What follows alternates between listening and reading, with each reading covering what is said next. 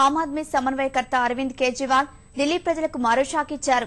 న్యూఢిల్లీ నియోజకవర్గ అభ్యర్థిగా నామినేషన్ దాఖలు చేస్తానంటూ నగరంలో భారీ ర్యాలీ నిర్వహించిన ఆయన చివర్లో మనసు మార్చుకున్నారు. నామినేషన్ బుధవారం దాఖలు చేస్తున్నట్లు ప్రకటించారు. అంతకుముందు వాల్మీకి మందిర్ నుంచి జంతర్ మంతర్ వరకు నిర్వహించిన రోడ్ షోలో భాగంగా నగరంలోని 14 ప్రధాన కూడళ్లలో కేజ్రీ ప్రసంగించారు.